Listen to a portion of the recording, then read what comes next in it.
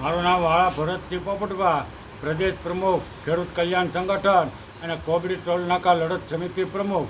અત્યારે જે ભાવનગર જિલ્લાની અંદર 3 ટોલ નાકા ઊભા કરી દેવામાં આવ્યા છે. એમાં અધેળાઈ અને કોબડી ટોલ નાકું ઘણા સમયથી શરૂ હતું અને કાલથી અહીંયા લોંગડી મહુવા તાલુકાના લોંગડીમાં ટોલ નાકું શરૂ કરી દેવામાં આવ્યું અને મસ્ત મોટો ટોલ ઉઘરાવવામાં આવે.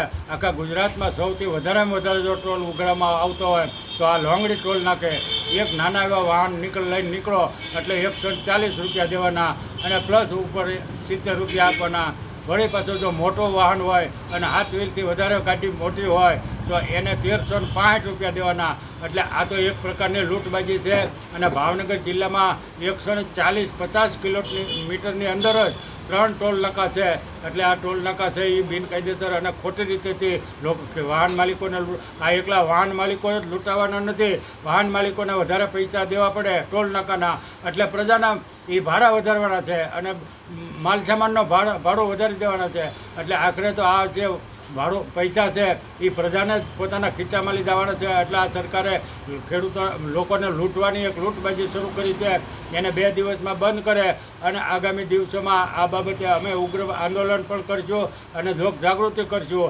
આ બાબતે અમે આ 23/7/2024 અને મંગળવારે સવારે હાઈવે રોડ ઉપર રોહિચા ચોકડીએ તજજ્ઞો, વાહન માલિકો અને લોકો અને સામાજિક કાર્યકરોને ખેડૂત આગેવાનોને સાથે રાખીને એક મિટિંગનું આયોજન કરેલ છે અને એ મિટિંગમાં સર્વાનુમતે જે નક્કી થાય એ આગામી દિવસોમાં આ લડત આપવા માટેના ઠરાવો નક્કી થઈ છે.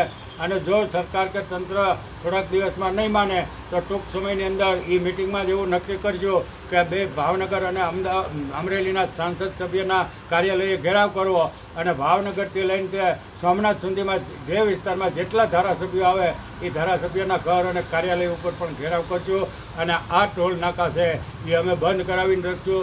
સાથે સાથે અમારી ઘણી બધી માંગણી છે કે ભાવનગર જિલ્લાના જે 4 સિરીઝના વાહન છે એનો ટોલ તો હોવો જ ન જોવે. ગુજરાતમાં ઘણા બધા જિલ્લાના અમારી પાસે આધાર પુરાવા છે કે જે તે જિલ્લાના વાહનનો ટોલ ટેક્સ લેવાતો નથી. તો પછી આ ભાવનગર જિલ્લામાં શા માટે? અને નેતાઓ તો અત્યારે ચૂપ બેઠા છે અને શાસન તો આમાં 400 કરોડ રૂપિયાની ખટકી કરી ગયા છે એવી લોકમુખે 2021ની અંદર ચર્ચા થયેલી. 2017માં ભારતીબેન શિયાળ સાંસદ હતા ત્યારે દિલ્હીમાં એને પાર્લામેન્ટમાં મુદ્દો ઉઠાવ્યો કે 2017માં અમારો રોડ છે એ પૂરો કરવાનો હતો. તો હજી 24 છે તોય પૂરું કર્યું નથી. ભારતીબેન 2 ટર્મ રહ્યા અને અત્યારે 20 ગયા તોય એને કાંઈ કર્યું નથી. એટલે મોટા પાયે આ નેતાઓએ તોડ કરેલો છે અને આ રોડ છે એ ભાવનગરથી મહુવા સુધીની અંદર 500 જગ્યાએ તૂટી ગયેલો છે અને હજારો જગ્યાએ આ ઓથોરિટી નેશનલવાળા અને કોન્ટ્રાક્ટરોએ આ રોડને લોખંડના ખરિયા મારી અને રોડને બંધવો પડ્યો છે. એટલે આ રોડ પણ હળતી ગુણવત્તાનો છે. તેમજ મોટા ભાગના જે ભાવનગરથી સોમનાથ સુધીના બ્રિજ બનાવવા કરોડો અબજો રૂપિયાના ખર્ચે બનાવ્યા છે પણ એ બધા જ હલકી ગુણવત્તાવાળા છે. એટલે એમાં પણ મોરબીવાળી દુર્ઘટના થવાની છે એ નક્કી છે.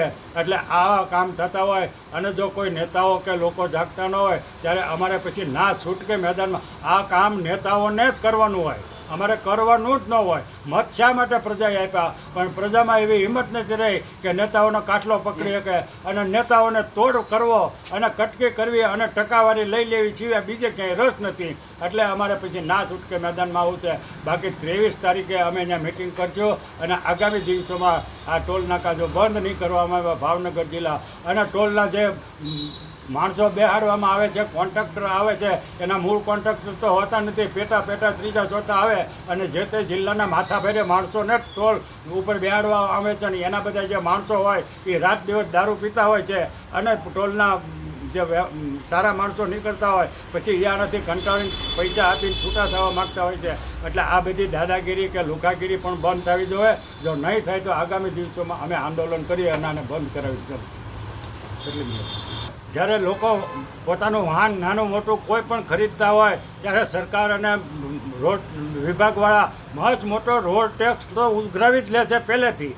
એવડો મોટો ટોલ ટેક્સ ઉઘરાવવામાં આવે કે જે 12 મહિને લાખો રૂપિયા થતો હોય છે. તો પછી આ ટોલ ટેક્સના ગતકડા શા માટે? તમે હું કાંઈ મફત રોડ આ તો પ્રજાના ટેક્સના પૈસાથી તમે રોડ બનાવ્યો અને તમે પ્રાઇવેટ કંપનીના અબજો રૂપિયા એટલે આ ટોલ નાકું છે એ તરત ભાવનગર જિલ્લાના ત્રણેય બંધ થવા જોઈએ.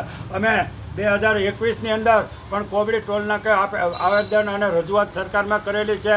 આ 22ની અંદર 28 તારીખે 10મા મહિનામાં પણ અમે રજૂઆત કરેલી છે અને તંત્રને જાણ કરેલી છે. અને કાલે પણ અમે પ્રેસ નોટ આપી અને લોકજાગૃતિ માટે અમે પ્રેસ નોટ આપેલી છે.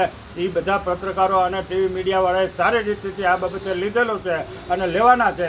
લોકહિતના કામમાં મીડિયા તો હંમેશા માટે તૈયાર જ હોય છે. પણ જો આ સરકાર અને તંત્ર નહીં સુધરે તો નેતાઓની અને તંત્રની એસી થઈ છે. બાકી અમે આમાં લોકોને ન્યાય અપાવીને જંપવાના છીએ. બાકી અમારા પ્રાણ વ્યય તો કુરબાન છે. બાકી આ તો એક પ્રકારની ખુલ્લી લૂંટ પૈસાના લોકોના વાહન માલિકોના ખીચામાંથી પૈસા આંચકી લેવાની લૂંટ છે. આડા દાંડિયા રાખી અને ગમે એ માણસો એને દારૂ પીને ઊભા રહી જાય એટલે હું એના બાપાનું રાજ છે એટલે આ અમે ચલાવી લેવા માગતા નથી. તંત્ર બંધ કરે. ઘણા બધા જિલ્લાઓની અંદર ને રાજ્યની અંદર ટોલ નાકા બંધ થઈ ગયા એમ ભાવનગર જિલ્લામાં બંધ.